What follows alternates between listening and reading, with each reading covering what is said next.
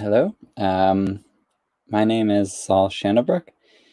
Thanks for joining and watching this live presentation.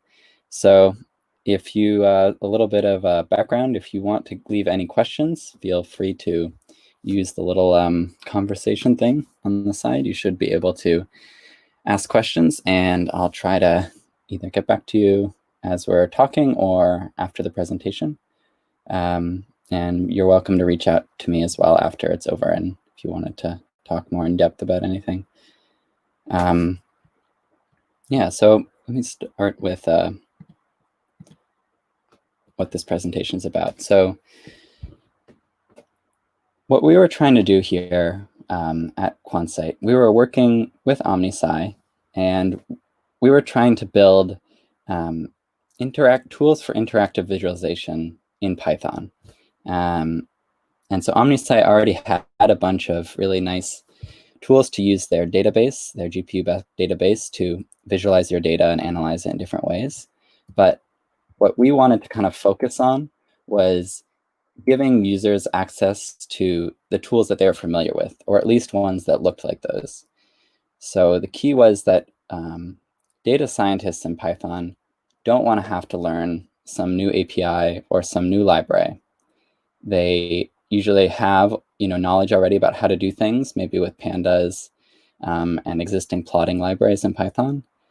And so we should, our goal is not to force them to change their habits, but simply to enable them to analyze more data and to analyze it more easily and more quickly by giving them access to the Omnisci database.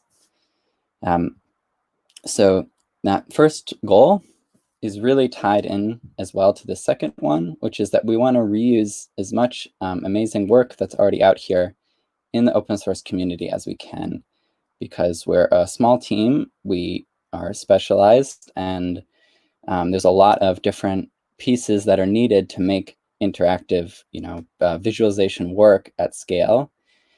And we don't pretend to be experts at any of those or all of those, really. So we want to be able to use the amazing work that's been going on while giving users a really familiar interface to use that work. So one of our building blocks is JupyterLab. And so we'd already started using this when we started this project.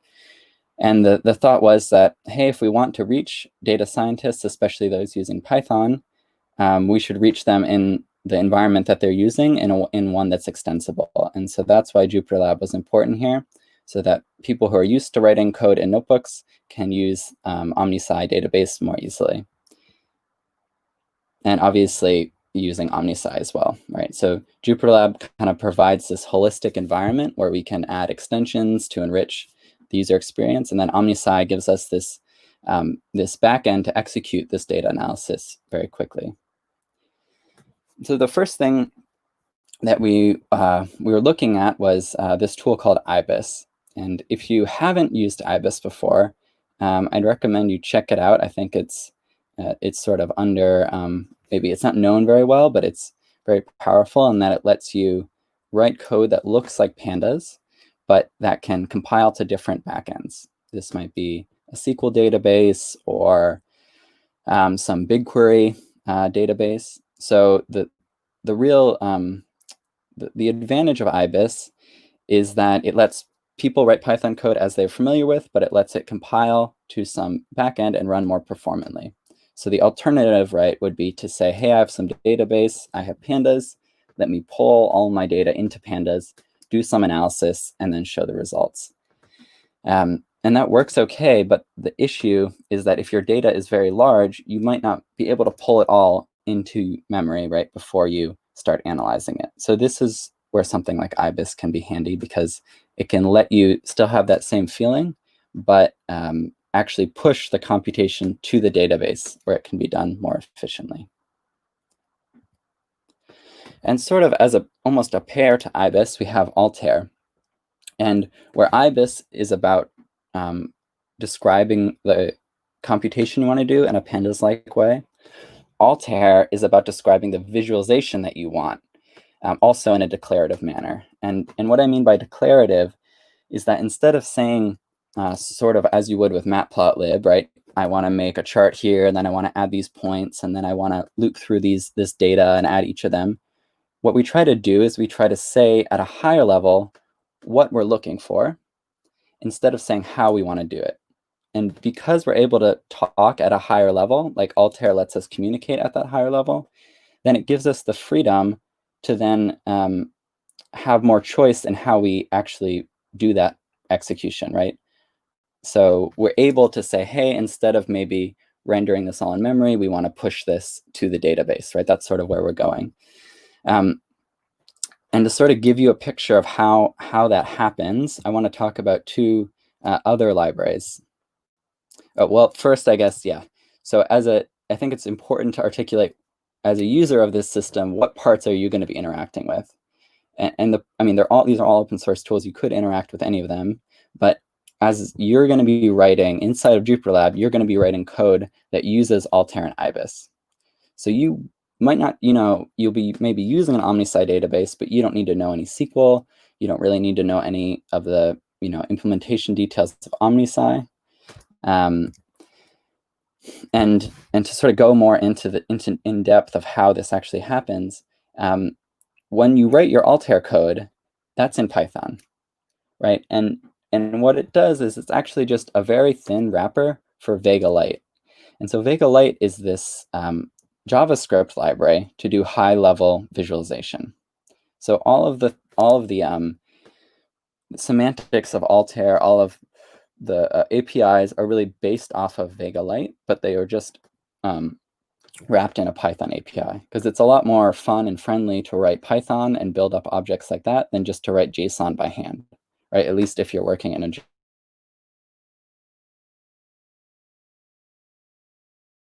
So then to add one more piece to this puzzle, we have Vega.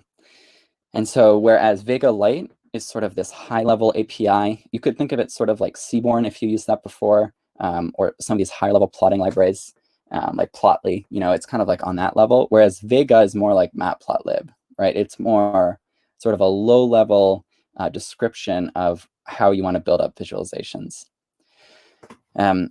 So yeah, Vega came first, and then they created Vega Light to make it easier to build these visualizations. And then someone created Altair to make it easy to build Vega Light from Python. So we have this whole chain basically of technologies that we're using. And the part that we built here, this Ibis Vega transform is the name of the repository and the packages.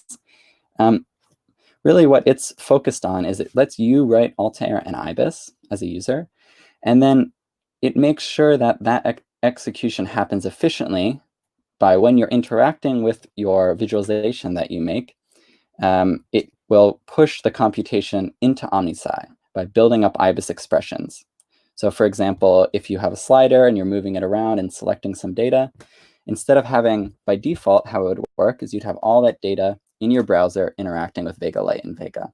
But if that data is millions of rows and you don't have that much memory in your browser, then instead what you want to do is just be asking the database when you need questions answered about what's the mean of this column given I'm filtering in this way. So this is sort of what the system does, is it says, let's push all of those questions about what data I need to Omnisci, and to Ibis, but let's let Vega Light and Vega handle all the interactions, all the visualization. So the key is basically for us to be as lazy as possible, right? We don't want to have to rewrite this whole stack of visualization software. And we don't want to have to rewrite all these ways of executing queries. All we want to do is do a little translation, basically, between how Vega thinks about the world and how Ibis thinks about the world. And so that's why this is called Ibis Vega Transform. It's a custom transform in Vega that lets you execute Ibis queries.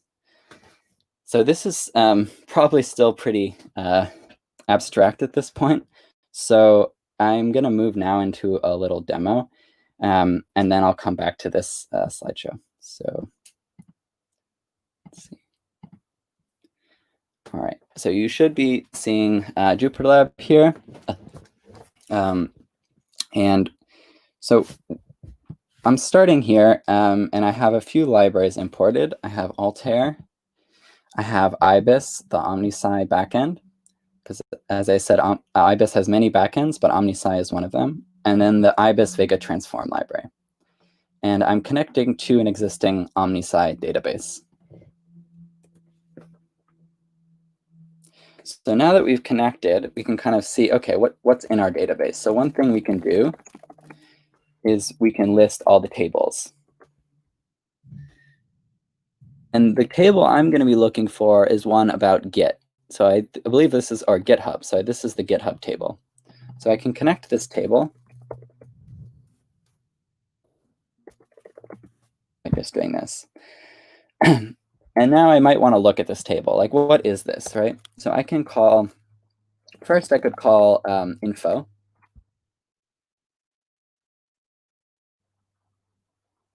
And so this tells me some information about this table. And one key thing to note here, so this is 100, right? This is thousands. This is millions. So this is 2 billion rows. So I might be able to still handle this on my computer, but it definitely helps to have this all on a GPU. And we'll see when we start doing the queries that it makes it a lot faster. So yeah, just to refresh, all of this data is stored in a GPU somewhere else. And so we're using the GPU so that we can run queries on it very quickly, and we can get results back quickly. And that's really helpful when you have interactive visualizations, because you don't want to wait a long time to see as I'm interacting with it how it changes. So now I can actually look at some of the data. And so the key difference, this kind of looks like a pandas data frame, right? I can call head on it. But the difference is here that I'm calling execute. And maybe if you're familiar with Dask, this might look familiar, like the compute method. But the concept is that it comes back to this idea of declarative. So we can execute this and we can see the results. So it looks, right, we have this data frame here. But the idea is that instead of the normal route, right, in Python when you're executing code is to sort of eagerly ask for the result, right? After I call head on a pandas data frame, I get the result. Like, that's pretty simple. It makes sense.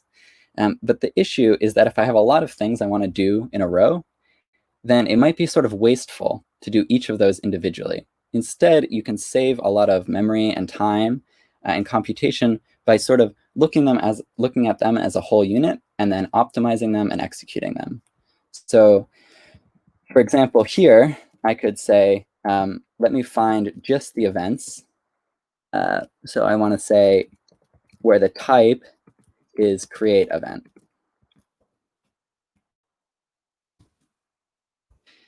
Right. So normally, if you were using pandas, it would make a temporary data frame here, and then it would take your existing data frame and index it by that. But instead, if we run compile, we can see the SQL.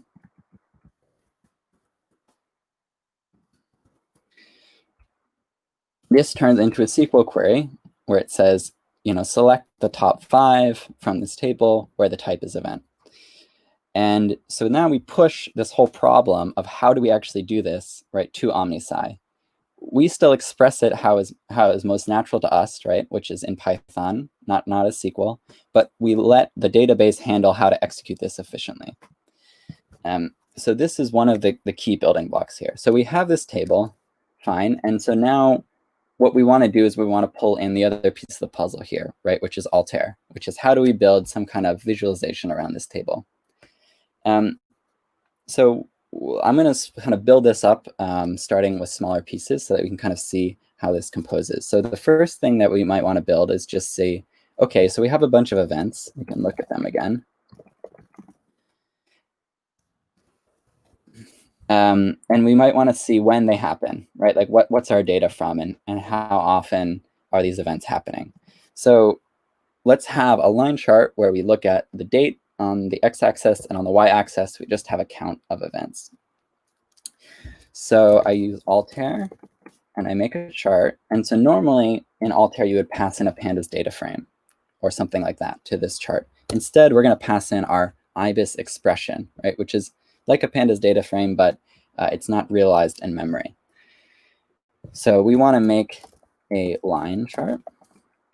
And we want to say, we said the x-axis or the y-axis is count. right? And then the x-axis is the date, right? So that is this created at column, and that's a temporal column, meaning it's a time. But this would show, if you look at these dates, where are they? Here. They're recorded by like second, right? And so maybe it's not that helpful to have a little line for every single second, right? It's probably more useful to do some sort of aggregate. So here we can instead say, let's aggregate by year and month.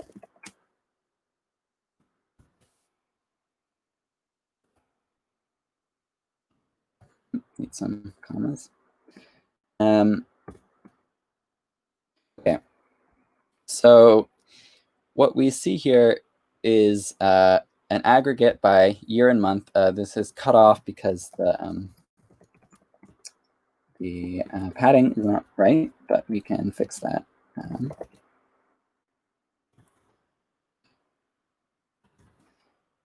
So we see, yeah, we have events from 2015 to basically the end of 2019, and we can see a number of events are kind of going up linearly. So this is a record of all GitHub events, I believe, in this time, right? So we can see it's like, I don't know, what is that, 50 million per month?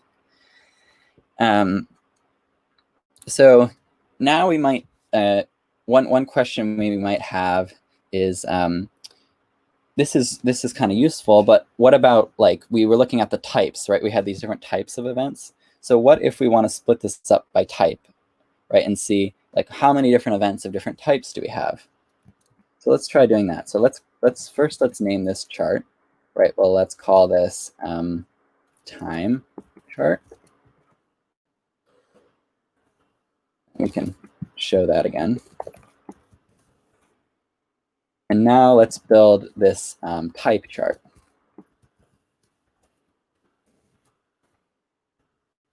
And so let's make a bar chart where instead we have here the x-axis will be count, and the y-axis will be the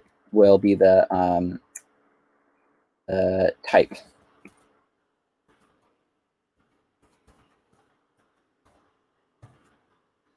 And we want to, so we can try this as is, but then we'll add some sorting.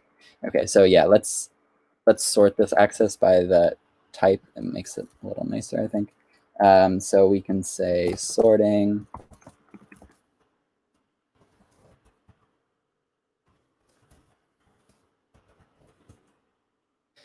So already you're kind of starting to see, if you haven't used Altair before, the declarative nature that I was talking about.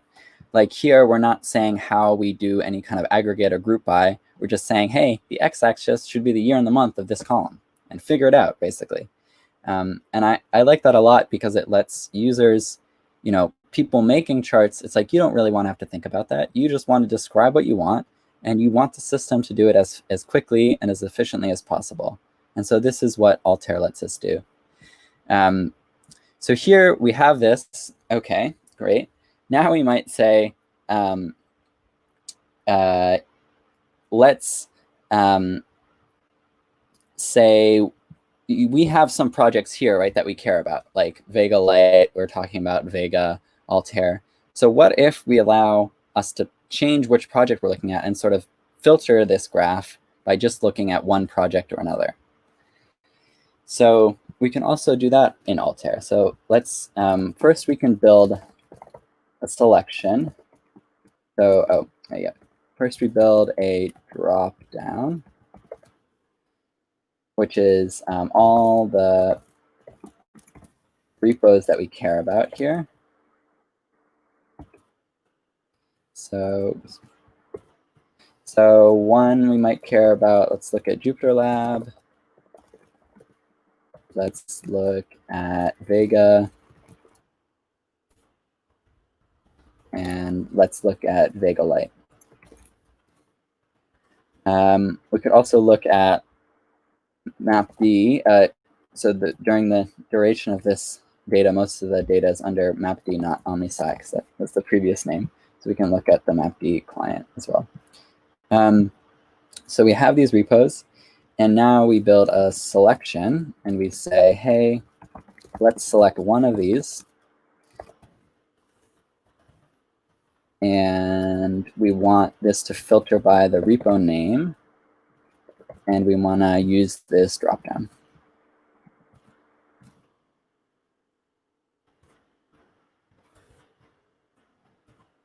Cool. I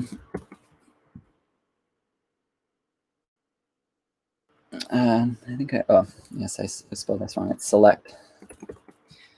And all of this, these terminology and things are taken from Vega Light. So what's nice here is I often don't remember these, but Altair is very well documented, and Vega Light is also very well documented. So there's a bunch of places you can go to sort of look up examples for how to make these kinds of charts. So now that we have this selection, let's combine it, like let's say, with our type chart. So we have our type chart, and we can just say, let's add this selection. And then, so this will add, right, the ability to select.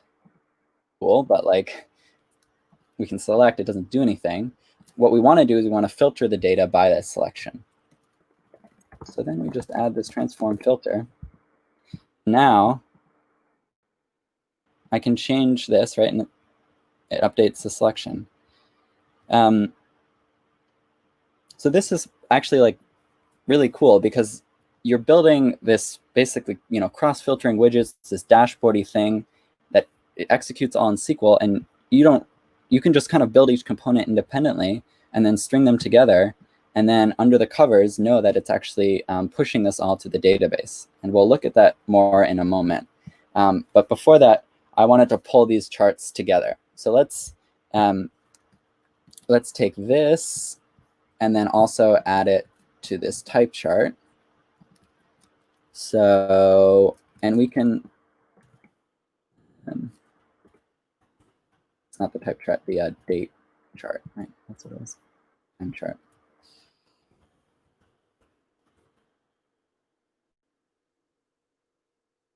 Yeah, it doesn't like the padding. I forgot about this. So let's do this again.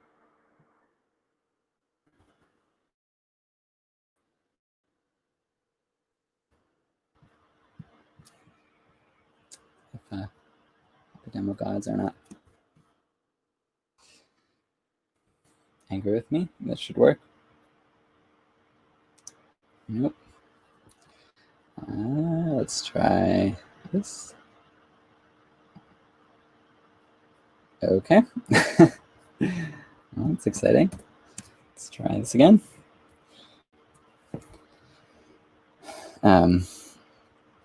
While this, let's see, this is always fun.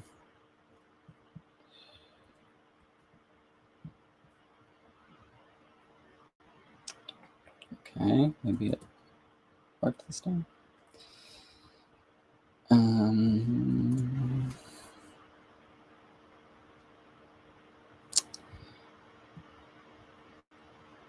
I never know how much to fiddle with these things or just wait.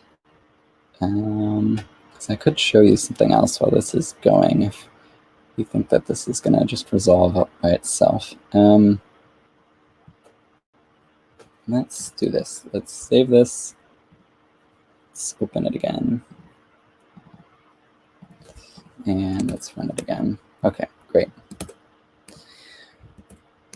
Okay, so that's working again. We have our chart. Perfect. We have our dropdown. We have our time chart. And what we were going to do is we were going to add them together. We were going to put this, we added add selection, filter. So we'll call this time with filter.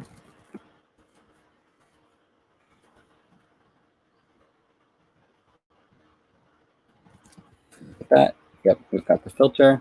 So now we'll add that to the this one, the type chart. And yep, now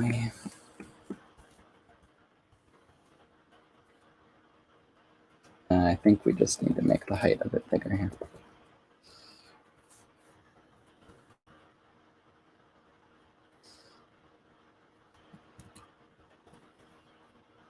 Okay. Yep, and then we add the padding.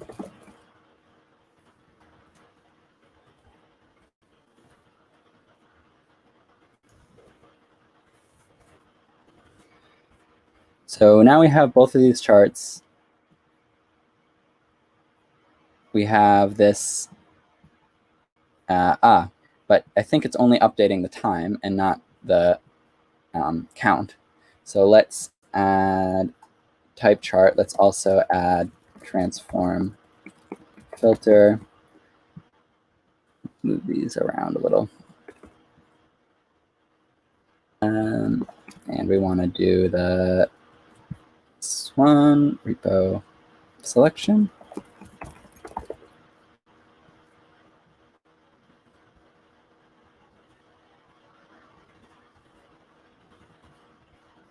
Okay, so now we have this.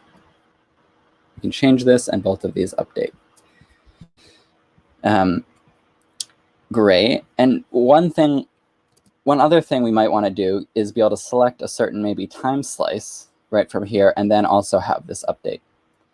And so that's just one more thing I kind of wanted to show that we can do that as well. So that's actually, we use the same kind of selection thing, but instead of selecting one point, we want to select an interval.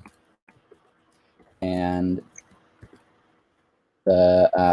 we want this to be at the time field, just to put it at. And this is on the x-axis. So now that we have this, we want to say, we want to add that selection to the time, and we want to add that filter to the type.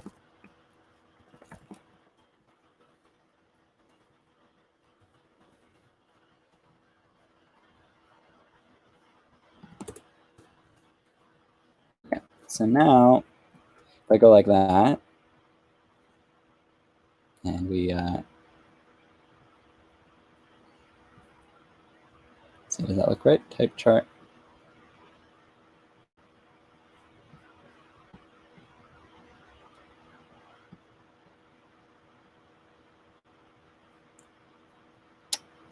Let's see, is this happening? Well, okay, I had one here. So let's go through this one, and we will have the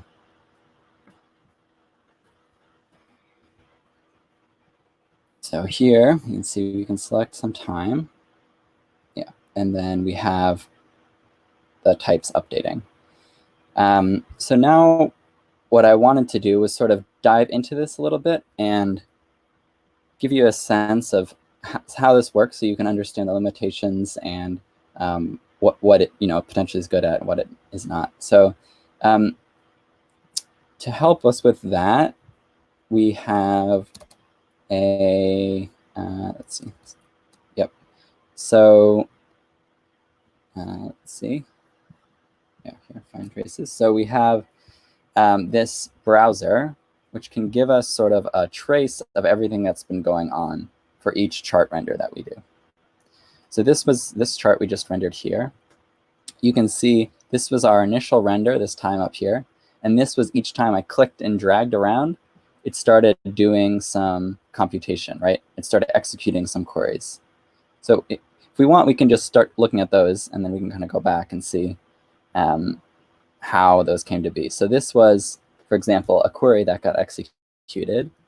So it's selecting all these columns, and it's filtering by a certain date, right? And so you can see this happens, and it's grouping by the type, right? So it is building up this SQL query and executing it each time I do the little drag there. Right? So that makes some sense, hopefully. The question is maybe how does it turn right this description and this dragging into this SQL query? And so if we want to look sort of how this starts in the beginning, I talked about Vega Light and Vega. So one way to think about this is we can look at this initial Vega Light. And so we have two charts right here, one on top of each other. So these use this vertical concat marker. We have the line chart and we have the bar chart, right?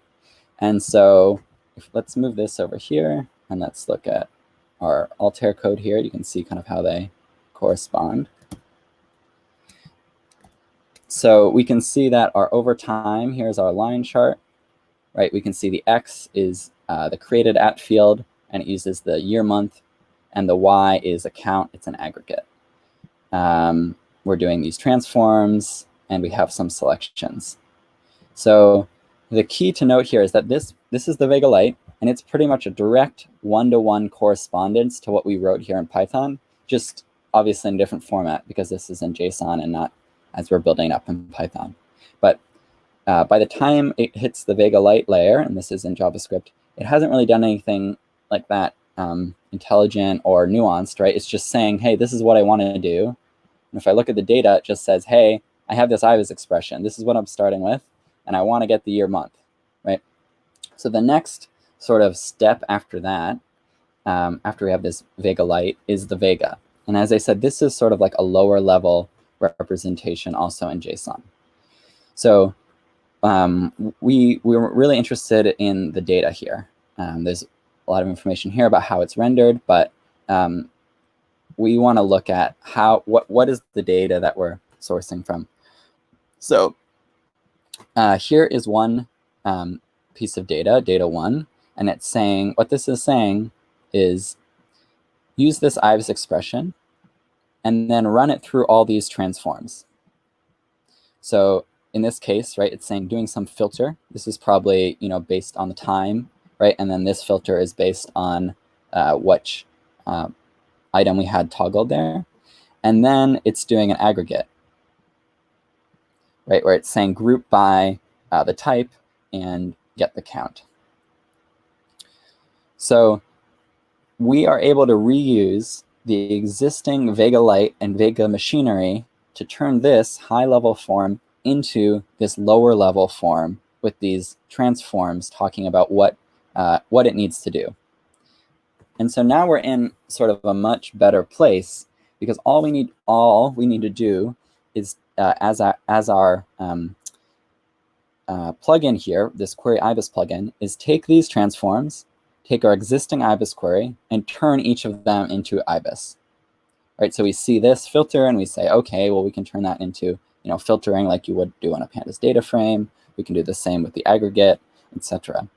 So it turns it into a very small and neat problem about how to turn these Vega transforms into Ibis transforms, which is a lot more manageable than, say, building a whole visualization stack or something like that on the front end. So if we look back at this, we can see that for this SQL statement, it says to generate this, it started with this transform and these selections and this initial Ibis expression, the name of it or the hash of it, and it's this SQL.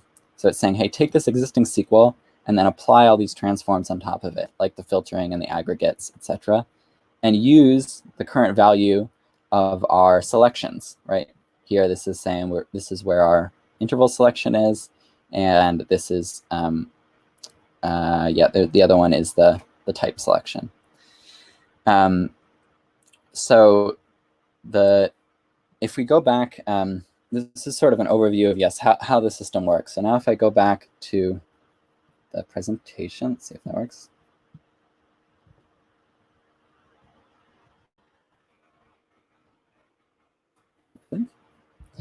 Okay, I'm going to skip a little bit to load the previous time. So we're doing that.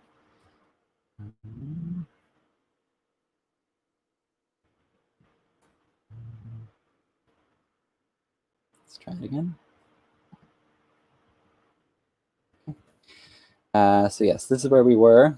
And so what I wanted to highlight is just the number of different people and groups that this work touches on and relies on. So as I was saying before, it really, the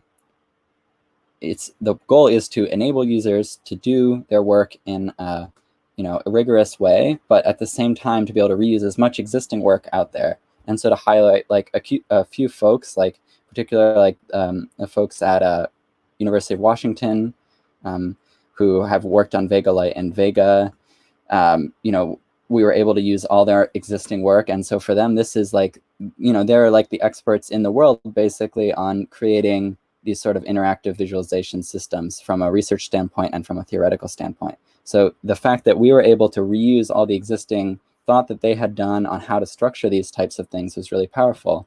And the same thing, right? The Altair library in Python that was building bindings for this. Like there's a ton of existing documentation and examples for using Altair that now we're able to reuse. And for Ibis, right, it's the same. It's sort of like, it's even leveraging some of the Pandas fame or, notoriety to provide a familiar UI for users. And so it relies on all this existing work. And sort of, I think the interesting thing here is that, and this kind of like comes to some of the conclusions of, which I think is the interesting thing here is how should we be building open source data science tooling?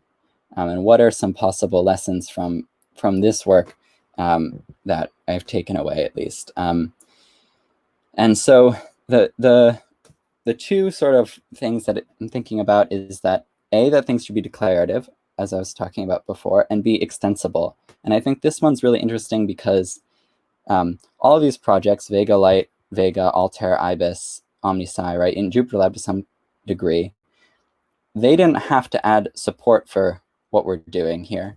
Because they're written in a way that's declarative, in a way that allows extension, we're able to reuse their work in ways that they didn't imagine, right, and had no real input on.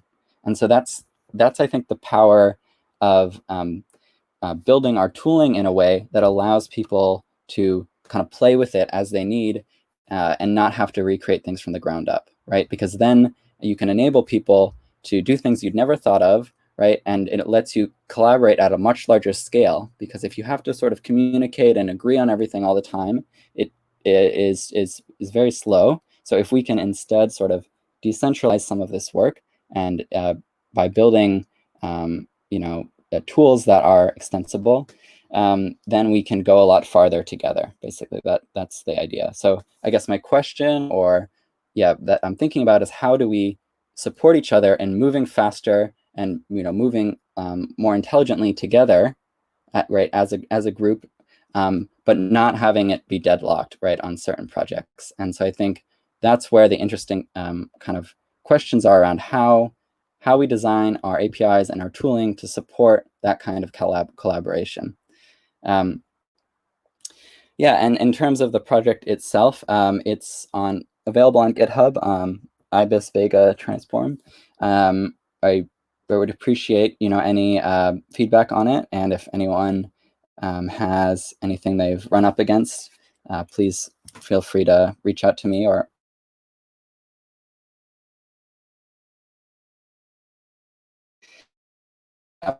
It's in a stage where there's a concept here that's working, but many of the edges haven't been fleshed out. So don't be surprised if not all the operations you want are supported out of the box. But the hope is that it shouldn't be too hard to add those as we need. Yeah, so I think at this point, if I don't really know if anyone's here or if anyone had questions, but if you did, I would just open it up for a few minutes if you want to write a question in the chat.